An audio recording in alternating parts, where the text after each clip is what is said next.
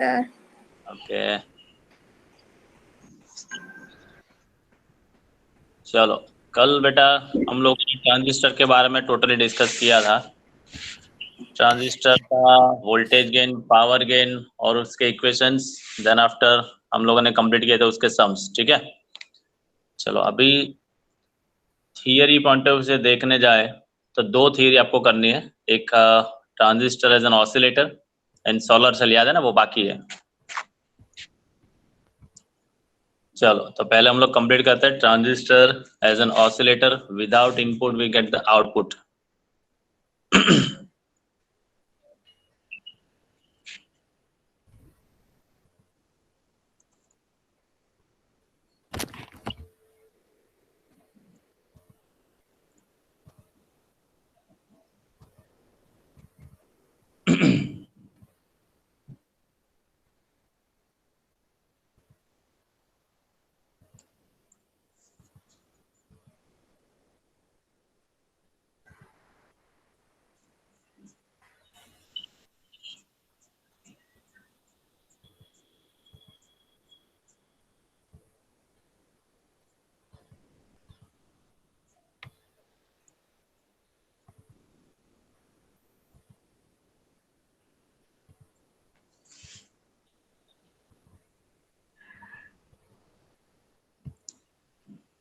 पुराने सिलेबस से देखा जाए बेटा तो ये थियरी बहुत इंपॉर्टेंट थी, 4 मार्क क्वेश्चन में आती थी। अभी सिर्फ आपको इसका इक्वेशन याद रखना है, क्योंकि अभी ये इसका क्वेश्चन आपको एग्जाम में बोर्ड लेवल पर आने वाला नहीं है, लेकिन एंट्रेंस लेवल पे इसका इक्वेशन के हिसाब से सम्स आते हैं। एक ही इक्वेशन है।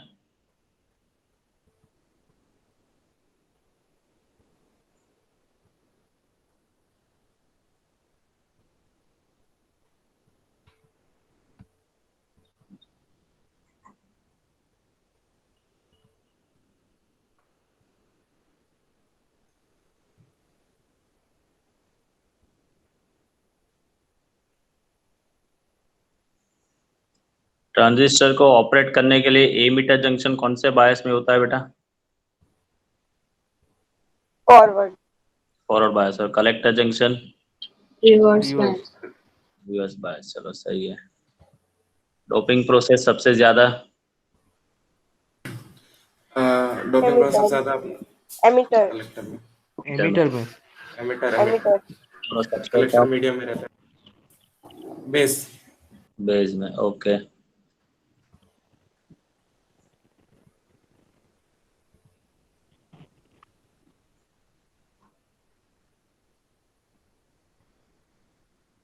कौन सा कॉन्फ़िगरेशन ये दिख रहा है आपको?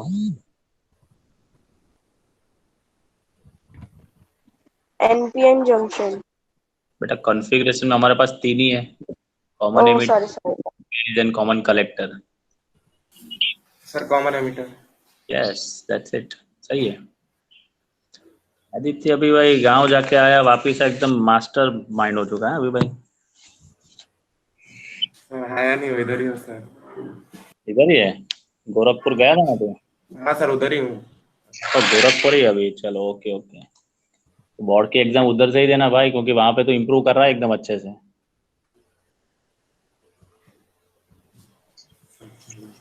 चलो ट्रांजिस्टर एज एन ऑसिलेटर। तो basically we have studied the electrical oscillation in LC circuit. L that is called inductor, L that is called inductor, and C that is called capacitor. L that is called inductor and C that is called capacitor. तो LC circuit यहाँ पर देखो आपको diagram में नीचे मिलेगा, base और ammeter के बीच में मिला L। Yes sir sir. मिला मिला। कैपेसिटर जो है that is a variable capacitor, क्योंकि देखो कैपेसिटर की 2 प्लेट के बीच में ऊपर एरो लगाया हुआ है, मिला? सो दैट हाँ इज द, सर समझो ये एलसी सर्किट जो है बेटा that is called one type of tank circuit बोलते हैं उसका। टैंक, जो पानी की टैंक आती है ना, कैसे आती है? अंडरग्राउंड टांकी आती है, वहां से पानी हम लोग स्टोर करते हैं, वहां से पानी हम लोग ओवरहेड टांकी पे, टंकी में चढ़ाते हैं ना। तो this is one type of tank circuit. इसका फंक्शन है, हमने रिलेट किया है टैंक के साथ। कैसे? तो हम लोग आगे पढ़ेंगे। The oscillations get damped with time. What is the meaning of damp होना? शायद आपने ये वर्ड सुना होगा. ऐसे लास्ट टाइम ट्रांसलेशन था। Damped oscillation हम इसका लोगों ने मतलब पढ़ा रुक जाना, with respect ऑसिलेशन रुक जाना। उसका जो एम्पलीट्यूड है वो क्या होता है, डिक्रीज होता है.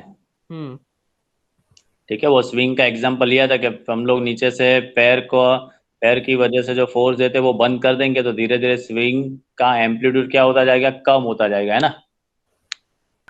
Yes sir.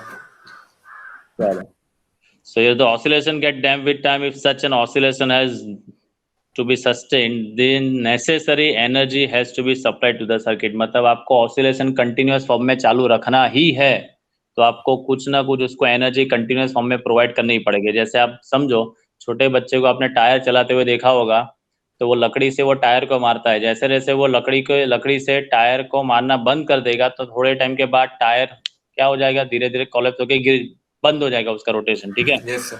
लेकिन हमें कंटिन्यूस फॉर्म में चलाना ही है तो हमें उसको क्या करना पड़ेगा, एनर्जी प्रोवाइड करनी ही पड़ेगी. ये लाइव एग्जांपल शायद आपने देखा भी होगा या खेले भी होंगे टायर. ठीक है, तो हमारे पास ऑसिलेटर एक ऐसी सर्किट है कि आपको कंटिन्यूअस आउटपुट चाहिए तो कभी कभार इनपुट नहीं हो तो भी आपको आउटपुट मिल सकता है.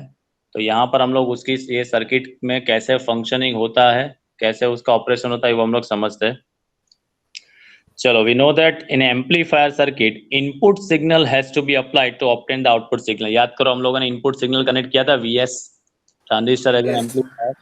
इनपुट सिग्नल वीएस कनेक्ट किया था तभी हम लोगों को आउटपुट मिलता था. ठीक है, while in oscillator circuit without input signal we can obtain the output signal. clear? तो विदाउट इनपुट भी आपको आउटपुट मिलने वाला है. विदाउट इनपुट मतलब क्या बेटा, कि इनपुट ऑफ रहेगा.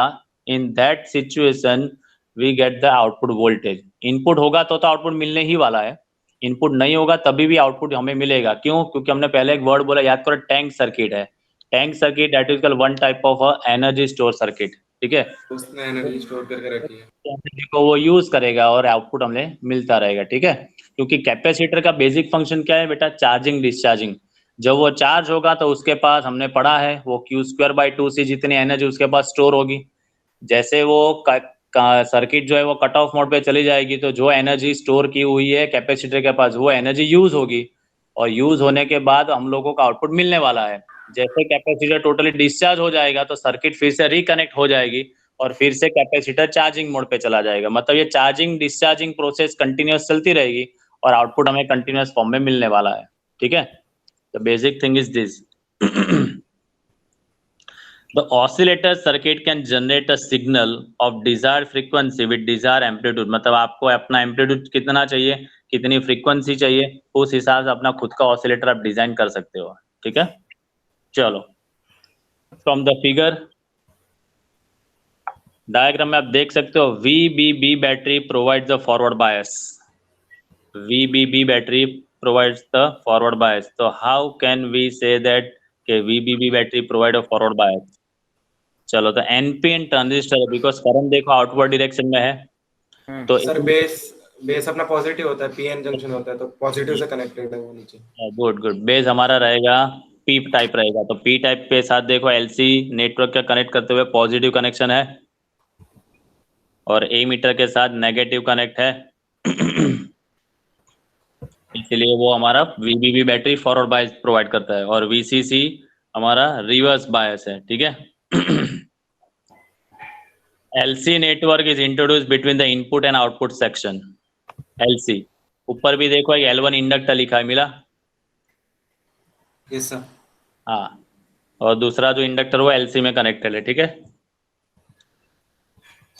चलो समझो. Inductors L1 and L are associated with each other by means of mutual inductance. What is the meaning of mutual inductance? Two types of induction होते हैं बेटा, inductance, self and mutual. मान लेते हैं कि मैं इंडक्टर हूं, मुझे बैटरी के साथ कनेक्ट किया गया है तो मेरे में से करंट फ्लो होगा तो मेरे आजू बाजू ही जैसे इलेक्ट्रिक फील्ड के अराउंड इलेक्ट्रिक फ्लक्स जनरेट होता है ना, तो ये इंडक्टर क्या करता है बेटा, जैसे हम लोग उसमें से करंट फ्लो कराते हैं तो उसके अराउंड मैग्नेटिक फील्ड जनरेट होता है. याद करो 10th स्टैंडर्ड में सोलेनोइड का नाम सुना होगा. हाँ सर. हाँ same type, that is called one type of solenoid जैसा ही है। तो इंडक्टर भी वन टाइप ऑफ कॉइल है, कॉइल। उसके दो एंड के बीच में हम लोग बैटरी कनेक्ट करेंगे तो उसके अराउंड मैग्नेटिक फील्ड जनरेट होगा। तो जो मैग्नेटिक फील्ड लाइन जनरेट होती है वो फील्ड लाइन खुद को ही इफेक्ट करेगी, तो उसको सेल्फ इंडक्टेंस बोलेंगे। मतलब मैं कॉइल हूँ, मैं मुझे ही बैटरी के साथ कनेक्ट किया गया, मेरे में से ही करंट पास हुआ, मेरी फील्ड लाइन ही जनरेट हुई और मुझे ही इफेक्ट हो रही है, तो that is called self inductance. और म्यूचुअल मतलब क्या कि मानो कि मेरे साथ में क्रूशब दूसरी कॉइल है, बैटरी मेरे साथ कनेक्ट की गई है, ठीक है, तो फील्ड मैं जनरेट करूंगा लेकिन मेरी फील्ड लाइन की इफेक्ट क्रूशब को होती है, तो that is called mutual inductance. Dependent है, मतलब सब अट्रैक्ट से ठीक, अट्रैक्ट नहीं होता है। मेरा करंट, तो मेरी फील्ड लाइन में से पास होगी तो तू फ्लक्स जनरेट करेगा और तू ईएमएफ जनरेट करेगा। अच्छा। ठीक है, मतलब मेरा करंट जो है, तो मेरा करंट, मेरे करंट की वजह से मेरा फील्ड जनरेट होगा, लेकिन मेरी फील्ड लाइन इतनी ज्यादा होगी कि वो तेरे में से भी पास होगी, तो तू अपना खुद का फ्लक्स चेंज करके ओके। जनरेट करने लगेगा। हम्म। जैसे हंगामा पिक्चर जैसा, हंगामा मूवी में शायद देखो, करंट पहले को लगता है तो दूसरा भी उसके पीछे कनेक्ट, तो दूसरा भी हिलने लगता है ना। ये सर कार्टून में भी देखा है, हाँ क्या? कार्टून्स में भी देखा है। हाँ ठीक है, तो सिंपल सी बात, एक की इफेक्ट दूसरे को होती है तो म्यूचुअल, और खुद की इफेक्ट खुद महसूस करता है तो सेल्फ। Yes sir. ठीक है, तो यहाँ पर म्यूचुअल इंडक्टेंस का कंसेप्ट यूज होगा बेटा, कि एक कॉइल में से जो करंट जाएगा तो उसकी फील्ड की वजह से दूसरे इंडक्टर को इफेक्ट होने वाली है। ठीक है, चलो, when the key is close, देखो डायग्राम में के की मिलेगी, मिल गई सर, वो गिव भी करा। हाँ, key is close, the current start flowing in the collector circuit, so the inductor L1, मतलब जैसे आपने स्विच ऑन की तो VCC बैटरी से करंट फ्लो होना स्टार्ट होगा, वो ऊपर इंडक्टर L1 में जाएगा। ठीक है, तो धीरे धीरे कलेक्टर करंट इंक्रीज होगा तो उसके साथ कनेक्ट किया हुआ जो इंडक्टर है उसमें मैग्नेटिक फील्ड ज्यादा जनरेट होगा, तो उसकी फील्ड लाइन जो है, एज अ रिजल्ट उसका जो फ्लक्स जनरेट होगा, वो फ्लक्स की इफेक्ट कौन महसूस करेगा? कॉइल L महसूस करेगा। ठीक है, तो समझो, याद क्या रखना है, स्विच आपने ऑन कर दी तो VCC में से करंट पास होना चालू हो गया, वो करंट पास होने की वजह से इंडक्टर L1 में मैग्नेटिक फील्ड जनरेट हो गया, इंडक्टर L1 में मैग्नेटिक फ्लक्स जनरेट हुआ, वो फ्लक्स की इफेक्ट, मतलब वही फील्ड लाइन की इफेक्ट कौन महसूस करेगा? नीचे इंडक्टर जो है L, वो महसूस करेगा। ठीक है, तो इंडक्टर जो धीरे धीरे धीरे उसके साथ जो फ्लक्स जुड़ेगा वो चेंज होना स्टार्ट होगा, तो उसकी वजह से जो बाजू में कैपेसिटर कनेक्ट किया है उसकी एक प्लेट पॉजिटिव बनेगी और एक प्लेट नेगेटिव, मतलब capacitor is in a charging mode. Capacitor अभी धीरे धीरे क्या होने लगेगा? चार्ज होने लगेगा। जैसे कैपेसिटर कंप्लीट चार्ज हो जाएगी तो वैसे इंडक्टर L का फ्लक्स चेंज होना बंद हो जाएगा। क्यों? समझो, गाड़ी में पीछे बैठने के लिए 3 सीटी है, तीनों के तीनों भर चुके हैं, अभी चौथा एक साइड से आता है, तो कैपेसिटर मतलब एक साइड से दूसरा कहाँ निकलने वाला है ना, वो अपना हेरा फेरी मूवी वाला। हाँ सर, आपने बताया। हाँ सर, एक अंदर जाता है तो दूसरा निकल जाता है। अंदर तो बैठने वाले कितने हैं? 3 ही बैठने वाले हैं। हाँ। तो अभी कैपेसिटर ऑलरेडी बेटा फुल्ली चार्ज हो चुका है, अभी वो दूसरा चार्ज ले ही नहीं सकता है, तो बट ऑब्वियस है, तो वो इंडक्टर L1 से जो फ्लक्स की जो इफेक्ट उसको मिलने वाली, वो फ्लक्स की इफेक्ट महसूस करना बंद कर देगा। तो कैपेसिटर इंडक्टर L को सिग्नल देगा कि भाई आई एम टोटली चार्ज, अभी मेरे पास कोई और चार्ज स्टोर करने की जगह नहीं है। इंडक्टर ने बोला ठीक है मैं एक्सेप्ट कर लेता हूँ तेरी रिक्वेस्ट, वो इंडक्टर L किसको बोलेगा? L1 को बोलेगा कि भाई अभी तू फ्लक्स भेजना बंद कर, क्योंकि ऑलरेडी कैपेसिटर के पास जगह नहीं है, मतलब अभी फ्लक्स चेंज होना बंद हो जाएगा, सर्किट ऑटोमेटिकली कौन से मोड पे चली जाएगी? कट ऑफ मोड पे चली जाएगी। ठीक है, मतलब अभी इनपुट बंद हो गया, when the capacitor is totally charge, तो सर्किट अपने आप बंद हो जाएगी। सर्किट बंद हो जाएगी तो भी आपका आउटपुट मिलने वाला है, क्यों? क्योंकि कैपेसिटर चार्ज हो चुका है, तो वो capacitor with the help of this transformer आपका आउटपुट देता रहेगा। जैसे कैपेसिटर टोटली फिर से डिस्चार्ज हो जाएगा, कैपेसिटर इंडक्टर L को सिग्नल देगा भाई चार्ज खत्म होने को आया, वो इंडक्टर L ऊपर L1 को सिग्नल देगा, तो तुरंत सर्किट अपने आप ऑन मोड पे चली जाएगी, फिर से करंट पास होगा, फिर से इंडक्टर L1 का फ्लक्स चेंज होगा, उसकी फील्ड लाइन L को इफेक्ट करेगी, एल की वजह से कैपेसिटर फिर से चार्ज होना स्टार्ट हो जाएगा, फिर से कैपेसिटर टोटली चार्ज हो जाएगा, कैपेसिटर सिग्नल देगा I am totally charge, inductor वो L1 को सिग्नल देगा कि कैपेसिटर चार्ज हो गया है, फिर से सर्किट ऑफ मोड पे, तो भी आउटपुट मिलने वाला है। क्यों? क्योंकि कैपेसिटर के पास टोटली चार्ज तो है ही, तो वो कैपेसिटर फिर से क्या हो जाएगा? डिस्चार्ज। जैसे फिर से डिस्चार्ज, फिर से circuit on mode, inductor L1 में से फ्लक्स जनरेट होगा, उसकी फील्ड लाइन L को इफेक्ट करेगी, फिर से कैपेसिटर चार्ज होगा, ऑनवर्ड्स। ये प्रोसेस कंटिन्यूअस फॉर्म में चलती रहेगी। साइक्लिक। हाँ, साइक्लिक प्रोसेस। मतलब मेन रोल किसका है बेटा? यहाँ पर एलसी का है। मेन रोल किसका है? एलसी का। ठीक है, तो यहाँ पर हम लोगों को इंडक्टर टर्न्स भी उस हिसाब से सेट करने पड़ेंगे कि ताकि L1 की फील्ड की इफेक्ट मैक्सिमम ये नीचे वाला इंडक्टर महसूस कर सके। ठीक है, और जो कैपेसिटर है उसकी वैल्यू हम लोग, सपोज मुझे फ्रीक्वेंसी ज्यादा चाहिए, तो हम लोग इंडक्टर और कैपेसिटर का जो नेटवर्क जो बनाएंगे उसकी वैल्यू आप मुझे बताना कि क्या करना चाहिए इक्वेशन के हिसाब से। चलो वो बाद में हम लोग डिस्कस करेंगे। देखो, when the collector current reaches saturation, the flux link with the coil L1 stop changing. As a result, EMF across the inductor L becomes 0. Now capacitor get discharge. मतलब वो कैपेसिटर एक बार चार्ज हो लगेगा तो circuit अपने of mode पे चली जाएगी, तो कैपेसिटर फिर से डिस्चार्ज होना स्टार्ट हो जाएगा। ठीक है, एज अ रिजल्ट धीरे धीरे जो फ्लक्स है वो फ्लक्स की वैल्यू कम होती जाएगी एंड कैपेसिटर डिस्चार्ज होता जाएगा। When this situation the capacitor is completely discharged, there is no opposition of the forward bias, collector current again start increase. फिर से सर्किट ऑन मोड पे फिर से करंट फ्लो होना स्टार्ट हो जाएगा।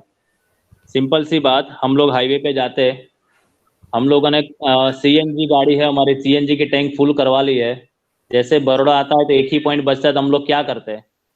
टैंक भरवा देते हैं। हर सीएनजी स्टेशन पे गाड़ी खड़ी रखते हैं हम लोग, 10-10 रुपए का सीएनजी गैस फिलअप करवाते हैं, ऐसा तो है नहीं। नो सर, एक ही बार में टैंक फिल अप करेंगे। सिंपल सी बात यहाँ पर भी ऐसा ही है कि जैसे इनिशियली हम लोग निकलते हैं तो यहाँ से स्विच ऑन होती है, वैसे करंट फ्लो ना स्टार्ट हो जाएगा तो कैपेसिटर टोटली चार्ज होता ही जाएगा। ठीक है, कैपेसिटर टोटली चार्ज हो गया मतलब हमने सीएनजी भरवा दिया। अभी हम लोग जर्नी स्टार्ट करते हैं, अभी हमें सीएनजी भरवाने की जरूरत नहीं है, मतलब अभी फ्लक्स चेंज होना बंद हो गया है। जैसे कैपेसिटर डिस्चार्ज हो गया मतलब जैसे हमारा धीरे धीरे सीएनजी गैस हमारा खत्म होने को आया, एक सिचुएशन ऐसी आएगी कि हमें पता चल गया कि गैस का एक ही पॉइंट बचा है, वैसे यहाँ पर कैपेसिटर को पता चल जाएगा कि मेरे पास अभी बहुत कम एनर्जी है, तो हम क्या करेंगे? नजदीकी एरिया में सीएनजी स्टेशन ढूंढेंगे। तो ये कैपेसिटर क्या करेगा? धीरे धीरे फिर से चार्ज होने के लिए प्रोसेस में आएगा, वो इंडक्टर को सिग्नल देगा, सर्किट अपने आप ऑन मोड पे चली जाएगी, वैसे हम लोग सीएनजी गैस भरवा देंगे। तो ये जो सिचुएशन है बेटा हम लोग रिलेट कर रहे हैं कि जैसे हमारी लाइफ में, रूटीन लाइफ में हम भी ऐसा ही काम करते हैं, वैसे यहाँ पर ऑसिलेटर काम करता है। ऐसा नहीं कि हम हमारी सीएनजी गैस खत्म, हमारी जर्नी कंप्लीट वहां पर, ऐसा हम लोग करते नहीं है। वैसे यहाँ पर कि सर्किट में धीरे धीरे कैपेसिटर डिस्चार्ज होता है तो अपने आप फिर से वो चार्ज होने ही लगता है। दैट्स वाई जो एलसी नेटवर्क है that is called one type of tank circuit, उसको बोलते हैं। Tank circuit is a energy stored circuit. वो एनर्जी को क्या करेगा बेटा? स्टोर करेगा और कंटिन्यूअस फॉर्म में आउटपुट देने वाला है। जब कैपेसिटर चार्जिंग प्रोसेस में तब तो आउटपुट मिलता ही है, लेकिन जब कैपेसिटर टोटली डिस्चार्ज होगा, सर्किट अपने आप ऑफ मोड पे जाएगी, तभी भी आउटपुट मिलेगा क्योंकि कैपेसिटर के पास एनर्जी है। क्लियर? तो हमारा बेसिक क्या था बेटा यहाँ पर? विदाउट इनपुट भी आउटपुट मिलने वाला है। तो विदाउट इनपुट मतलब क्या? जब सर्किट ऑफ मोड पे जाएगी तब इनपुट नहीं रहेगा, फिर भी आउटपुट मिलने वाला है with the help of capacitor. Yes sir. Clear? हाँ बेटा। बेटा ओके, चलो। The frequency of this oscillator is f is equal to 1/2 pi square root of LC। ये इक्वेशन कहीं पे नोट कर लो बेटा। Frequency f is equal to 1/2 pi square root of LC। So LC network gets the necessary energy from the battery VCC for the sustained oscillation, and so oscillator converts the DC energy into AC energy। Battery हमारी DC है लेकिन हमें output मिलेगा कौन सा? AC मिलेगा। देखो diagram के अंदर एसी वेव्स ड्रॉ की है, मिला आउटपुट वोल्टेज पे बेटा? आउटपुट वोल्टेज सर, देखो यस सर, मिल गया सर, एसी। ठीक है।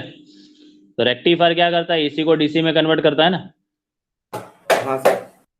इसका फंक्शनिंग लाइन के ऊपर से बताओ क्या होगा, देखो oscillator convert the DC energy into AC energy.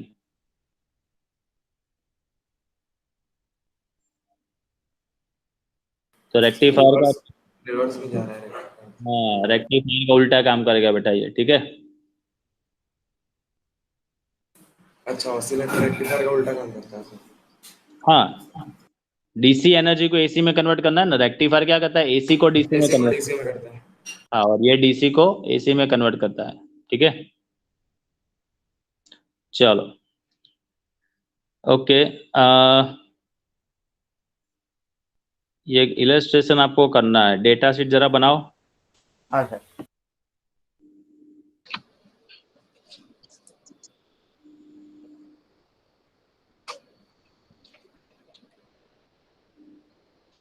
In transistor oscillator circuit, an output signal of 1 and signal of 1 megahertz frequency, तो frequency F is equal to दे दिया है 1 megahertz, F is equal to 1 megahertz. The value of capacitance C is equal to 100 picofarad.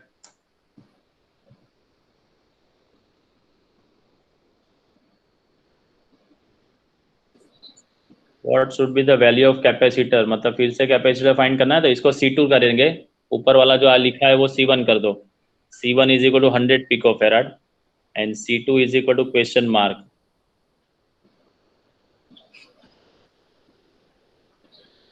A signal of 2 megahertz frequency, मतलब पहली जो frequency है 1 megahertz, उसको F1 बोल दो और इसको नाम दे दो F2।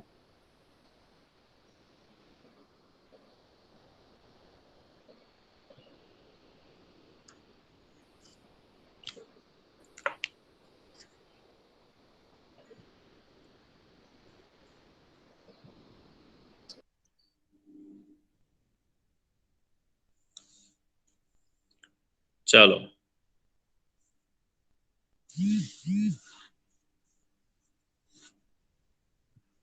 हमारे पास फ्रीक्वेंसी का इक्वेशन क्या है, F is equal to 1/2 pi square root of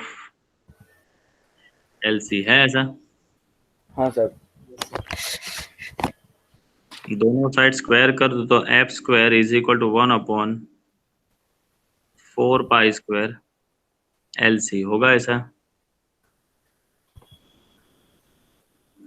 तो पहले के लिए मैं लिखूँ यहाँ पर F1 स्क्वायर, 4 पाई स्क्वायर तो कांस्टेंट इंडक्टर दिया नहीं, तो यहाँ पर मैं C1 लिख सकता हूँ।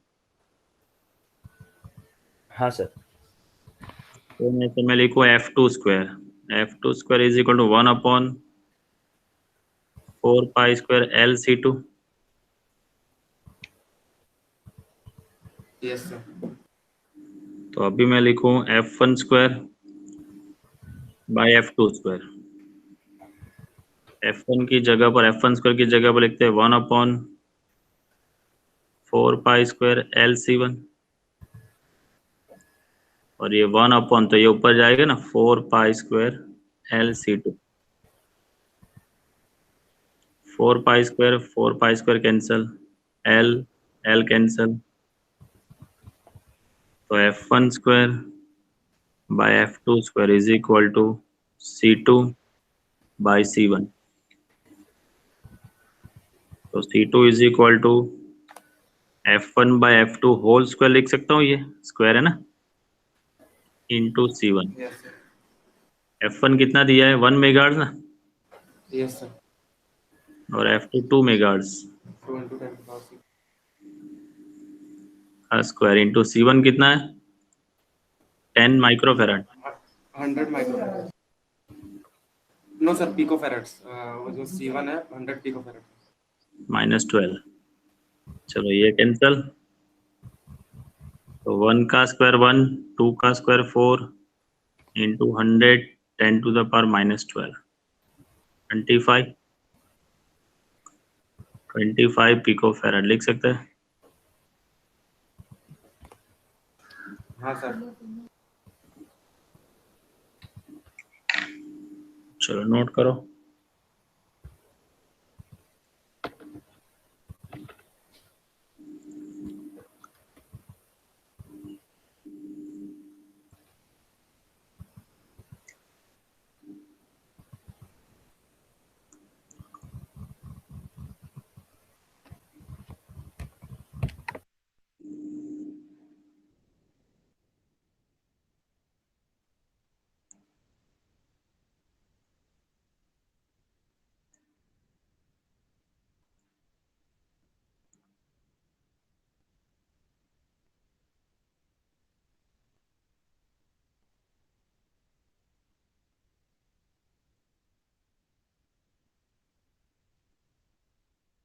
हो गया?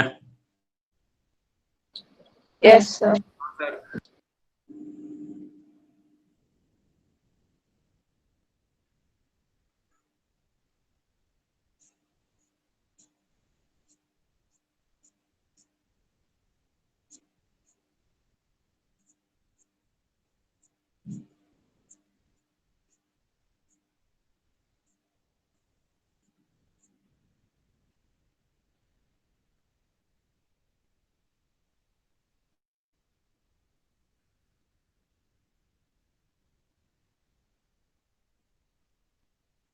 सर चलो इसमें तो नहीं है। और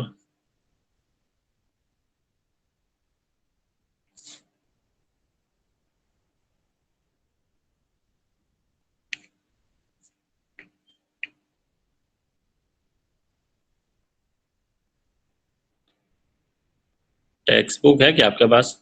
नहीं अभी। सर पीडीएफ पीडीएफ तो है ही, हार्ड कॉपी नहीं है सर।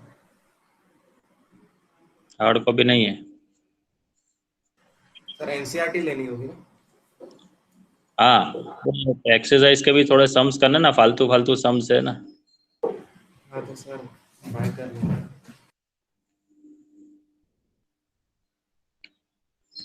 चलो रुक जाओ 1 मिनट शायद।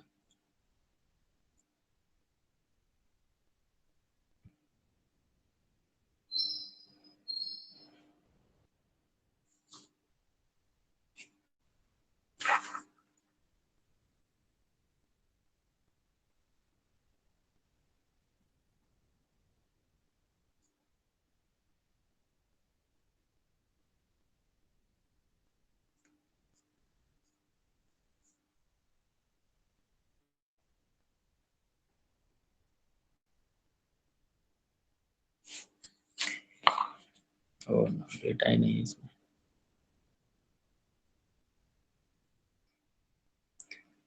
चलो यहाँ पर कुछ स्क्रीन पे आपको दिख रहा है ये 14.1। Yes sir.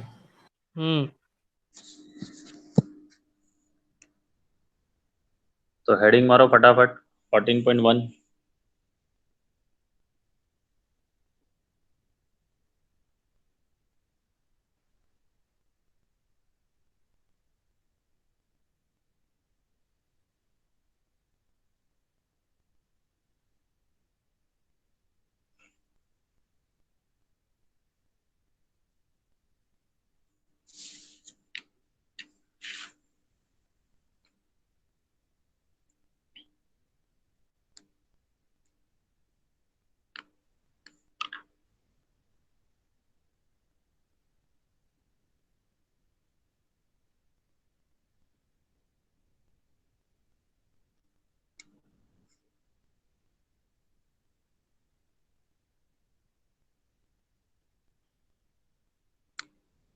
ये पूरे गुजराती में है।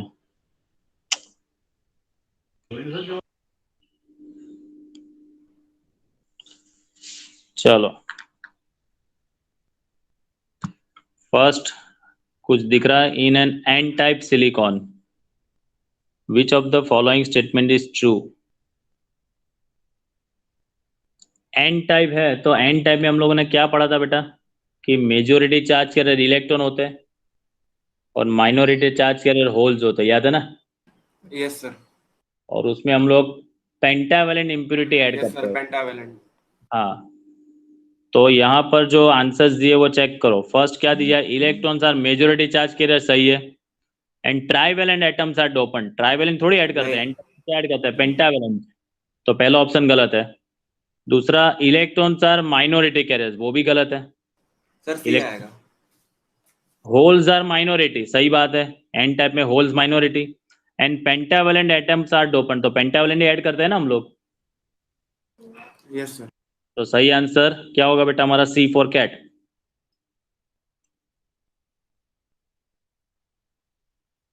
चलो नेक्स्ट, डायरेक्ट आंसर मत देख लेना। Which of the statement given in exercise 14.1 is true for p type semiconductor? तो अभी p type में मेजॉरिटी चार्ज कैरियर कौन होते हैं बताओ? होल्स। होल्स। माइनॉरिटी में कौन होते हैं? अपना इलेक्ट्रॉन्स। इलेक्ट्रॉन्स। और कौन सी इंप्योरिटी ऐड करते हैं? ट्राइवेलेंट। ट्राइवेलेंट। अभी आंसर देखो, पहला option D holes are majority and trivalent. Holes और मेजॉरिटी एंड ट्राइवेलेंट, सही है। Yes sir.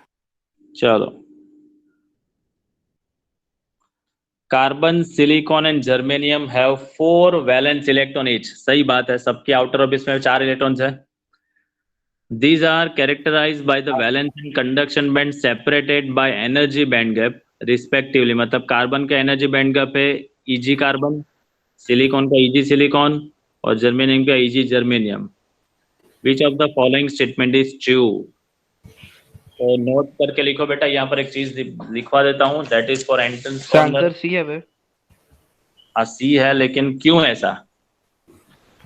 સર આપણે પીરિયોડિક ટેબલના હિસાબે જઈએ ને हाँ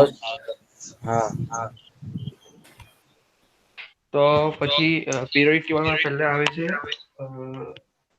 કાર્બન, સિલિકોન, જર્મેનિયમ। એટલે એનાથી શું થાય કે એ લોકોનું વચ્ચેનો જે બેન્ડ ગેપ હોય ને એની સિરીઝ આવે છે। हाँ, तो कार्बन का बैंड गैप है 5.4 इलेक्ट्रॉन वोल्ट। नोट करके लिख लो बेटा ये values. Eg carbon is equal to 5.4 electron volt है उसकी value, that is a fix value. Eg silicon है 1.1 इलेक्ट्रॉन वोल्ट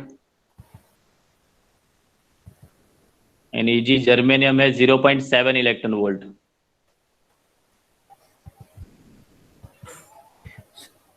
तो according to this value carbon की बैंड गैप सबसे ज्यादा होगी। सर कार्बन ने કેટલી બોલે એક પાછું રિપીટ કરો। 5.4 इलेक्ट्रॉन वोल्ट। हाँ। कार्बन की सबसे ज्यादा 5.4, फिर सिलिकॉन की 1.1 एंड जर्मेनियम की 0.7। ठीक है और नो, तो आंसर इज हमारा C, Eg is carbon greater than Eg silicon greater than Eg germanium.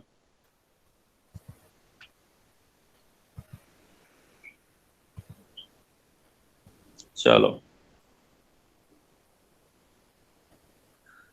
Fourth one, in an unbiased PN junction. Unbiased, हाँ, अनबायस्ड मतलब कोई भी सप्लाई कनेक्ट नहीं किया है। बायस हमने पढ़ा है 2 टाइप, हाँ। लेकिन यहाँ पर कोई बायस नहीं है, नॉर्मल है। Holes diffuse from P region to N region. Hole जो है वो पी टाइप से एन टाइप में जाने वाला है, बिकॉज, क्यों ऐसा? जब भी डायोड को बायसिंग नहीं किया होता है तो होल जो है वो डिफ्यूज होता है पी टाइप से एन टाइप। क्यों ऐसा? रीजन है free electrons in the n region attract them। दूसरा, they move across the junction by the potential difference। तीसरा, whole concentration in p region is more as compared to n region and all of above। तो याद करो PN junction कैसे बनाते हैं? P type semiconductor के साथ एन टाइप सेमीकंडक्टर को हम लोग कनेक्ट करेंगे तो पीएन जंक्शन बनता है। तो एक पी टाइप सेमीकंडक्टर में मेजॉरिटी चार्ज कैरियर कौन होता है? सर मेजॉरिटी रहते हैं इलेक्ट्रॉन्स, पी एन में रहते हैं इलेक्ट्रॉन्स और पी में होल्स। हाँ, तो मतलब होल्स, पी टाइप में holes is the majority charge carrier, मतलब उसकी नंबर डेंसिटी ज्यादा होगी। Yes sir. और एन टाइप में होल्स क्या रहेंगे? माइनॉरिटी में रहेंगे। यस। तो diffusion always from higher to lower. Higher major, higher number density से लोअर नंबर डेंसिटी होता है ना। Yes, sir. इसको होल्स कहाँ से कहाँ डिफ्यूज होंगे? पी टाइप से एन टाइप। देखो region number C, hole concentration in P region is more as compared to N region। हाँ सर, हाँ सर। ऐसा इलेक्ट्रॉन के लिए पूछे तो कहाँ होगा बेटा? N to P होगा। N2P होगा। हाँ सर, हाँ, क्योंकि उसमें number of electron density N type में ज्यादा होगी और P टाइप में कम होगी, इसीलिए। ठीक है, हाँ सर। ओके, चलो नोट कर लो ये।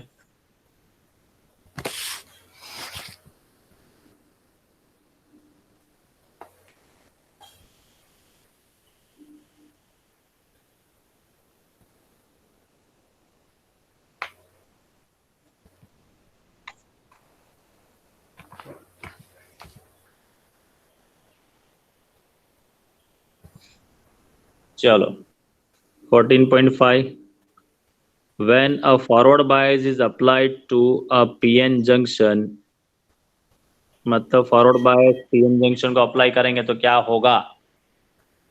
रेजिस द पोटेंशियल बैरियर, गलत बात। हमने पढ़ा है डेप्रेशन की विड्थ नैरो होगी Yes, sir. और डेप्रेशन हाइट भी उसकी क्या होगी? डेप्रेशन बैरियर की हाइट भी कम होगी। तो reduce the majority charge carrier current to zero, गलत बात। गलत बात। नहीं, बिल्कुल नहीं। बैरियर लोअर द पोटेंशियल यो सर। बैरियर, पोटेंशियल बैरियर कम होगा ना। हाँ सर, वो कम होता है तो इलेक्ट्रॉन होल से ट्रांसफर होता है। हाँ, रिवर्स बायस होता तो क्या होता बेटा? Higher the potential. Potential variable. चलो, the answer is C.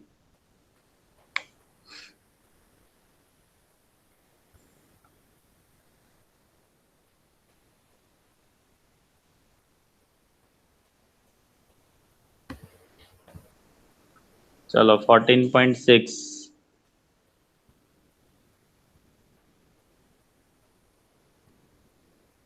in half wave rectification, what is the output frequency if the input frequency is 50 hertz, and what is the output frequency of full wave rectifier for the same input frequency?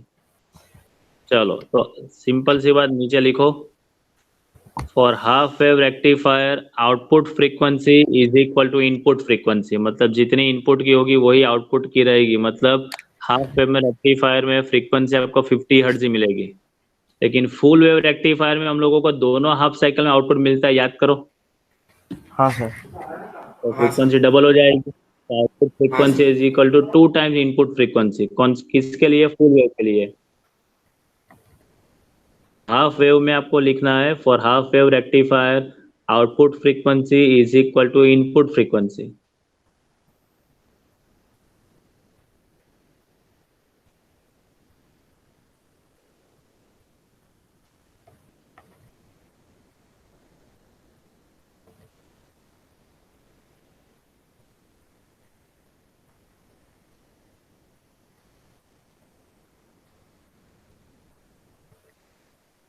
चलो, हो गया। Yes sir. Yes.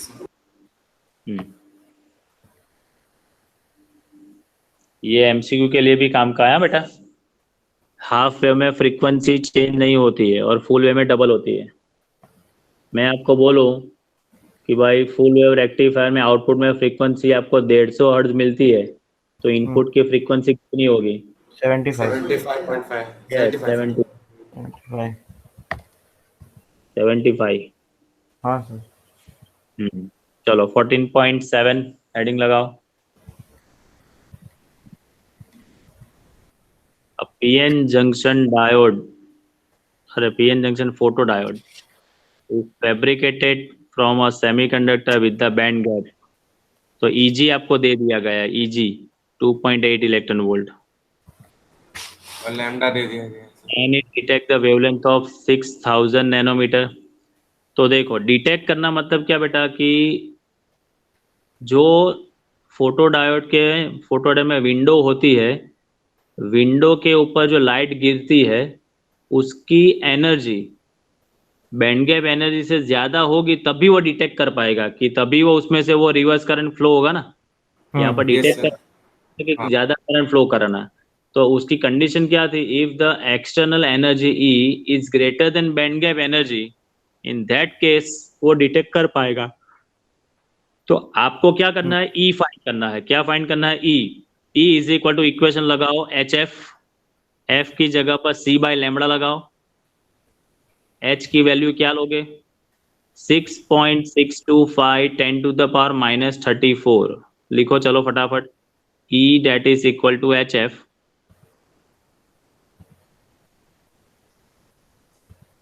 हाँ sir, उसके बाद H is equal to C by lambda। Okay, H equal to C by lambda. उसमें H की वैल्यू sir 6 कितने? Sorry, H is equal to C by, नहीं, H C by lambda मतलब E is हाँ, equal H to C H। By lambda. हाँ, F equal to F C वाला हाँ वही। चलो तो H की वैल्यू लिखो 6.625 10 टू द पावर -34। हाँ 6.625 इंटू 10 के बराबर। 6.625 हाँ 10 टू द पावर -34। C की वैल्यू है 3 इंटू 10 टू द पावर 8 हाँ हाँ स्पीड ऑफ लाइट। और लैम्बडा आपको दिया गया है 6000 नैनोमीटर। तो 6000 into 10 to the power minus, simplify करो। -6 है 10 टू। माइनस वो नैनोमीटर है, नैनोमीटर। अरे सर को बोलने दे तो मेरे को। 10 की पावर वापस बोलो ना, सुनाई नहीं दिया। 6000 into 10 to the power -9।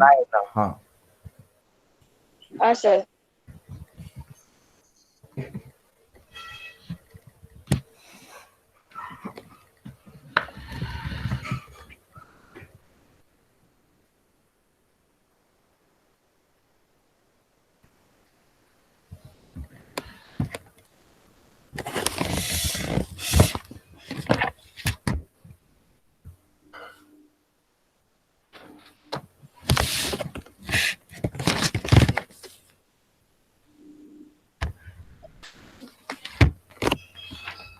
Answer लाने के बाद अनम्यूट करो बेटा।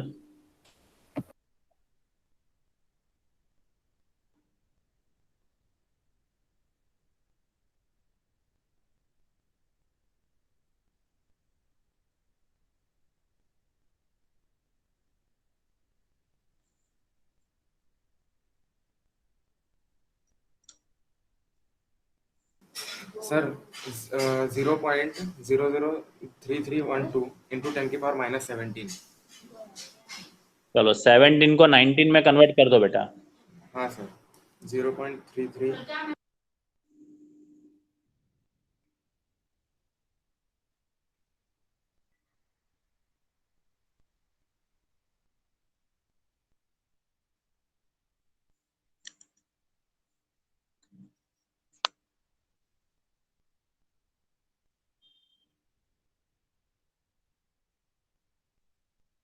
Hello,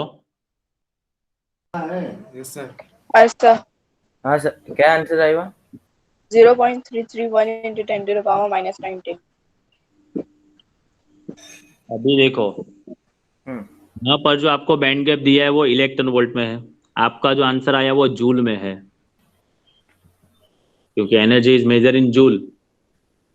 yes sir. तो उसको इलेक्ट्रॉन वोल्ट में कैसे कन्वर्ट करेंगे, तो जो भी आपका आंसर आया उसको 1.6 इंटू 10 टू द पावर -19 से डिवाइड करो।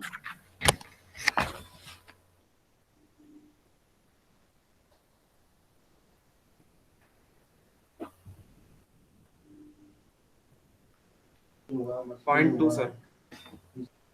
0.2। Yes sir. तो मतलब डिटेक्ट नहीं कर पाएगा ना, क्योंकि आपकी एनर्जी आई 0.2 और उसको चाहिए 2.8 चाहिए। हाँ सर नहीं हो पाएगा डिटेक्ट। सबका वही आता है भाई, चेक कर लेना। नहीं सर, 0.03 आया ना आंसर। सर 0.2 इलेक्ट्रॉन वोल्ट आया। हाँ सर वही है। सर हमारा 0.02 आवाज है। हाँ हमारा भी 0.01।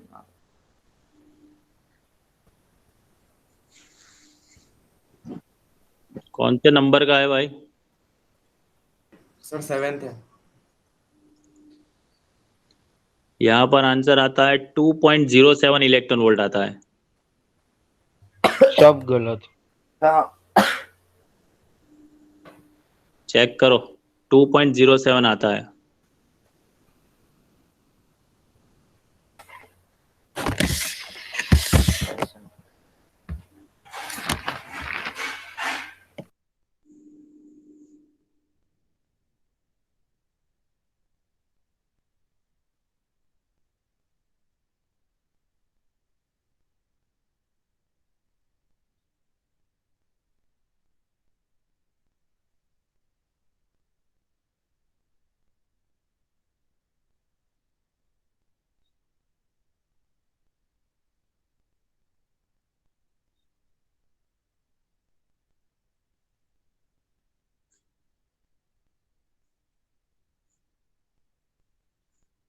आया क्या?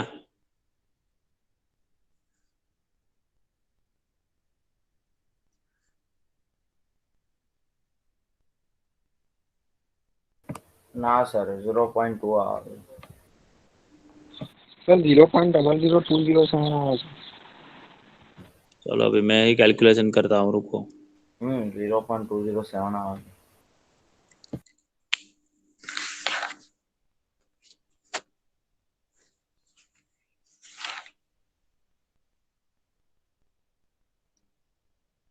E is equal to HC by lambda, ठीक है। ये 6.625 10 टू द पावर -34। C की वैल्यू है 3 इंटू 10 टू द पावर 8।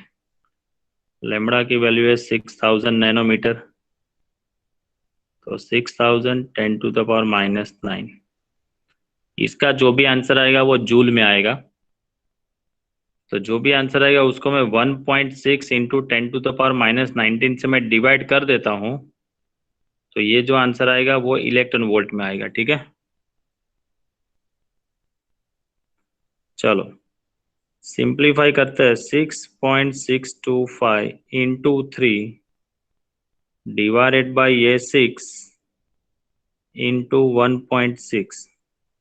चलो 10 टू द पावर ये -34, ये +8, ये -9 ऊपर जाएगा तो +9, ये -19 ऊपर जाएगा तो +19, और ये 6000 के 3 जीरो जो है वो नीचे 10 टू द पावर 3 है, ऊपर जाएगा तो -3। आ गया सर 2.07।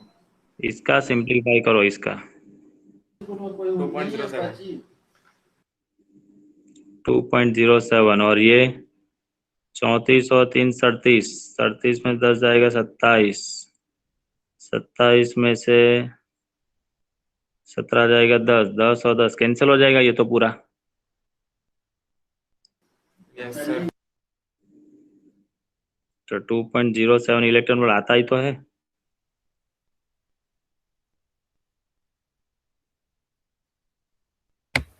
અમે સર છે ને પેલું કરતા હતા કે પહેલા 1.6 વાળું છે ને પછી ડિવાઈડ કરતા હતા, तो अभी आवे तो ये क्या दिख रहा है? તો ખબર નહીં સર બધાનો ગેમ તેમ પછી બી આવવાનું તો એ જ ને, તો તું આ 6.625 ઇન્ટુ 3 ડિવાઇડેડ 6000 કર। ચાલ આપણે એ રીતે ટ્રાય કરીએ। 6.625 ઇન્ટુ 3 divided by આ 6000, 10 to the power આ -34 +8 અને +9। ચલો આનું સિમ્પ્લિફિકેશન બોલો। 6.625 into 3 by 6 0.03 0.00331 332 into 10 की पावर -17। हाँ ये जूल में आया।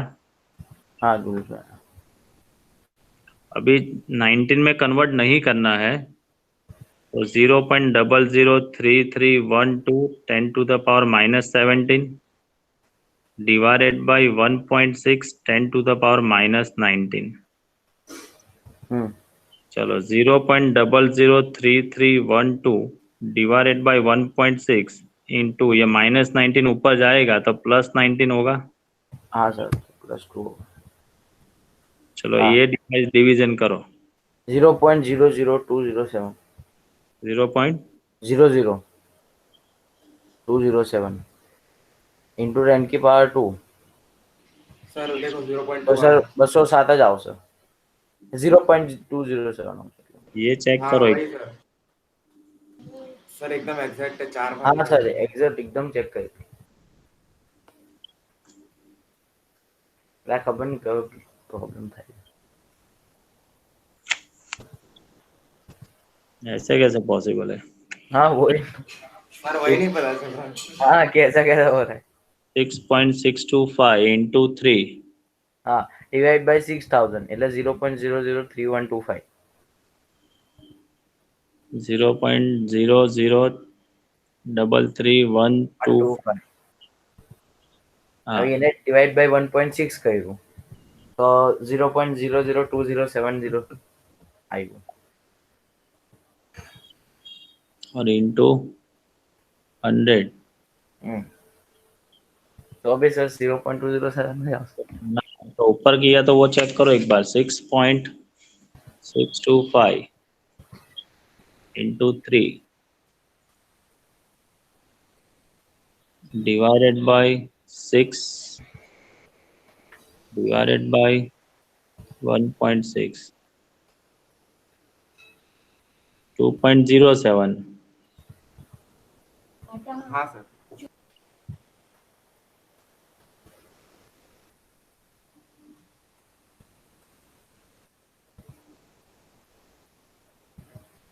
ऐसा तो होना ही नहीं चाहिए भाई सेम ही आंसर आए ना कोई भी सर इम्पॉसिबल है कैसे।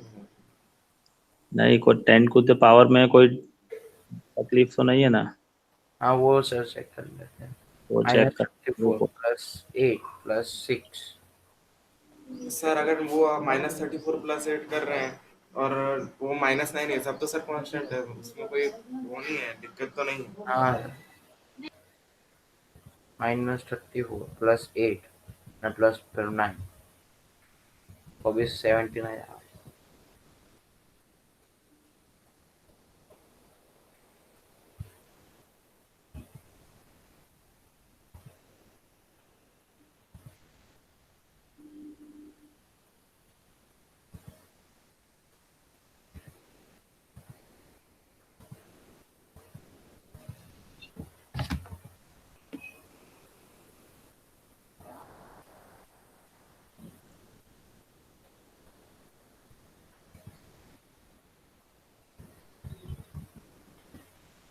સર આપણે પેલું જે આપણું 2.07 આવ્યું ને એમાં બી સર તમે 10 ની પાવરની કેલ્ક્યુલેશન કરો ને સર તો જો -34 પ્લસ 8 પ્લસ 9 પ્લસ 19 -3 કરો ને તો -1 આવે છે સર એટલે 0.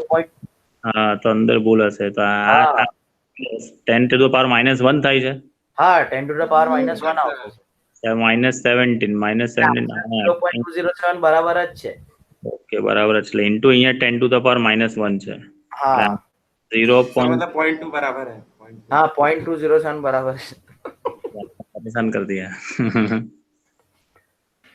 0.207 इलेक्ट्रॉन वोल्ट तो यहाँ पर जो E आया बेटा ये तो E is less than EG है क्योंकि आपकी बैंड गैप एनर्जी ज्यादा है ना वो 2.8 है और आपके जो आप जो लाइट उसके ऊपर इंसर्ट कर रहे हो उससे एनर्जी कितनी मिल रही है 0.207 तो E is less than EG तो वो डिटेक्ट कर पाएगा नहीं ठीक है यस ओके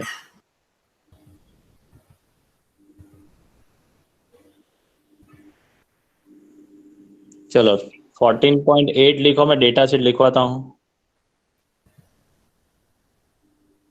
हाँ sir number of silicon is equal to 5 into 10 to the power 28 number of silicon ऐसा लिखना number of silicon is equal to 5 into 10 to the power 28 समझो अभी मेरे पास 1 मीटर क्यूब वॉल्यूम में सिलिकॉन के एटम्स है 5 into 10 to the power 28 जितने atoms है ठीक है उसके अंदर मैं आर्सेनिक के एटम्स ऐड करता हूं 5 into 10 to the power 22 तो लिखो नंबर ऑफ आर्सेनिक अभी समझो arsenic is a trivalent impurity और पेंटावेलेंट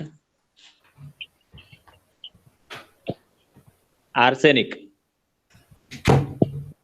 ट्राइवेलेंट नहीं बेटा, pentavalent. First one of arsenic, antimony, try pentavalent. वो पेंटामनी। हाँ, तो पेंटावेलेंट इम्प्योरिटी है तो वो उसमें मेजोरिटी चार्ज कैरियर कौन होते हैं?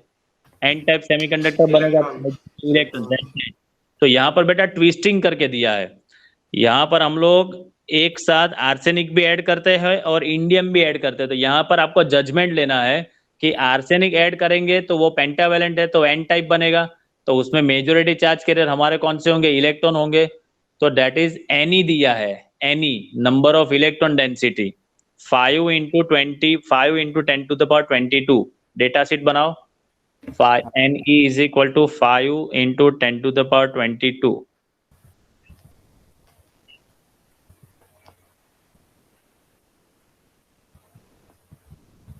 और इंडियम दिया, इंडियम इज ए ट्राइवेलेंट।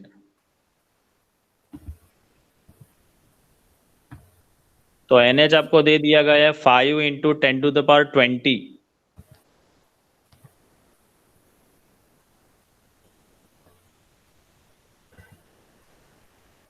तो फिर से number of electron and number of hole count करना है।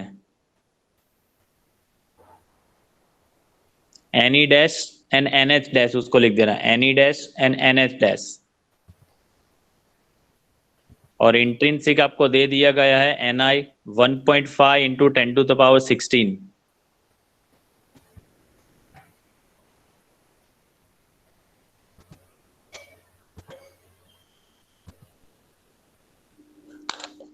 ठीक है, चलो अभी समझो।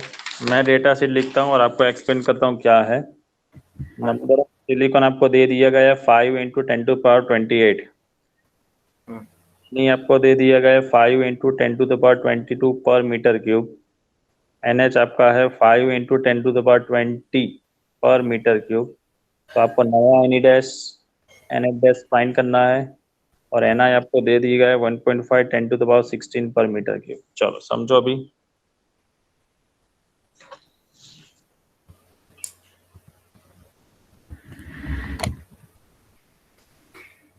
चलो अभी समझो बेटा, ये मेरे पास नंबर ऑफ सिलिकॉन है, ठीक है, पर मीटर क्यूब। अभी उसमें मैं आर्सेनिक भी अप्लाई करता हूँ और इंडियम भी अप्लाई करता हूँ। आर्सेनिक के पास 5 इलेक्ट्रॉन होंगे और इंडियम के पास 3 इलेक्ट्रॉन होंगे। तो याद करो, ये हमारा हमने पढ़ा था, ये डोनर और ये हमारा बनेगा एक्सेप्टर। इतने होल्स उसके पास ऑलरेडी है 5 into 10 to the power 22। तो ये होल्स में इलेक्ट्रॉन हमारे पास ज्यादा है, तो ये इलेक्ट्रॉन थोड़े तो अंदर भर जाएंगे। कितने भर जाएंगे? 5 into 10 to the power 22 electron है। तो ये इलेक्ट्रॉन जो है उसमें से 5 into 10 to the power 20 holes है, तो इसमें से जितने भी इलेक्ट्रॉन से 5 into 10 to the power 20 holes में चले जाएंगे, होल्स को भर। हाँ, 10 to the power 2 बचेंगे। हाँ, तो नहीं, वो उसको बेटा ऐसे सब्ट्रैक्ट नहीं कर सकते हम लोग। अच्छा, तो रिमेनिंग हम लोग रिमेनिंग Ni डैश फाइंड करेंगे। तो जो Ni है उसमें से NH सब्ट्रैक्ट करेंगे। Ni कितना है? 5 into 10 to the power 22 है। तो दोनों में पावर सेम करना पड़ेगा बेटा। और ये है हमारा 5 into 10 to the power 20 है, तो पावर अलग अलग, तो ऐसे सब्ट्रैक्ट नहीं होगा। इसको मैं ऐसा लिख सकता हूँ 500 into 10 to the power 20। हाँ सर। Yes sir. और -5 into 10 to the power 20। तो अभी कितना बचेगा? 495 into 10 to the power 20 बचेगा ना? Yes sir, 495। हाँ, तो ये हो गया हमारा नया नंबर ऑफ इलेक्ट्रॉन्स। क्योंकि नंबर ऑफ इलेक्ट्रॉन हमारे पास ज्यादा है तो वो होल में चले जाएंगे। तो बाकी कितने बचे हमारे पास? रिमेनिंग ये बचा। अभी Ni² is equal to Ne into NH, ये इक्वेशन पढ़ा है हमने। हाँ सर। तो NH dash is equal to क्या लिख सकते हैं? Ni² upon Ne dash. Ni², तो Ni² आपने पढ़ा है, देखो ऊपर वैल्यू दी है 1.5 10 to the power 16 का square divided by Ne dash. Ne dash मतलब 4.95 into 10 to 495 into 10 to the power 20। चलो आंसर लाओ बेटा। 1.5 into 1.5 मतलब 2.25 10 to the power 32 divided by 495 10 to the power 20 कितना आएगा?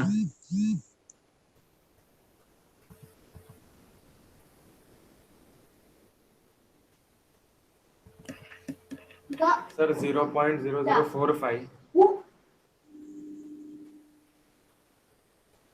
into 10 की पावर माइनस 12। होगा ना ऐसा? हाँ सर ये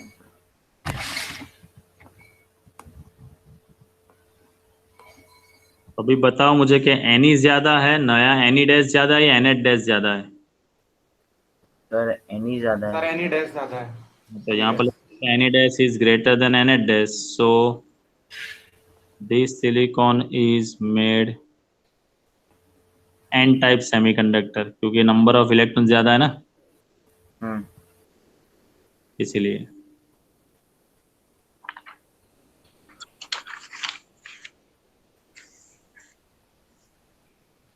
क्लियर? Yes sir. सर આ સમનો નંબર કયો હતો? 14.8 8 के 9 મને भी नहीं खबर ऊपर 14.8 सर। 8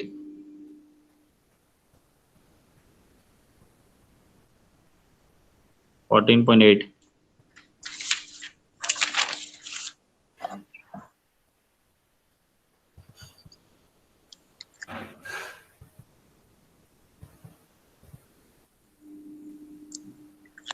क्लियर? हाँ सर क्लियर। ये सर क्लियर। सोलर सेल रह गए अभी, चलो वो कल। Okay sir. कल का परसों हैं? परम दिवस है ना? संडे परसों। अभी भाई आपको आज एक ग्रुप पे वो फिर से वो मैसेज ड्रॉप कर देना, पीडीएफ ओके। है ना। वो भाई सेमीकंडक्टर की एमसीक्यू की पीडीएफ भेज दूं ना? ठीक है। प्रियंका मैम,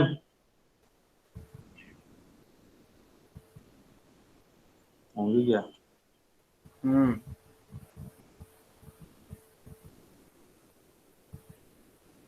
चलो तो ठीक है भाई, आज का सेशन यहाँ पर कंप्लीट करते हैं अपने। ठीक है सर। और हाँ स्टूडेंट तो थोड़ा अच्छे से आज ये सेमीकंडक्टर वाला ये वो एक्सरसाइज के सम बहुत फालतू है, अभी 2 सम है, लेकिन उसके लिए आपके पास लॉग टेबल हो ना बेटा, तो मंडे लॉग टेबल लेके बैठना जरा। ठीक है सर। लॉग टेबल और एंटी लॉग टेबल, ठीक है? Okay sir. कौन सा चैप्टर स्टार्ट करना है साथ में? नया रे ऑप्टिक स्टार्ट करेगा हाँ सर। कि कोई छोटा चैप्टर ले रहे हैं? छोटा फालतू चैप्टर ले लेते हैं कि चलो उसमें ज्यादा टाइम नहीं हो, ज्यादा पढ़ो नहीं पढ़ो वो प्रॉब्लम नहीं हो, ऐसा सर चैप्टर थियरी में थोड़ा कम लेना सर। लो।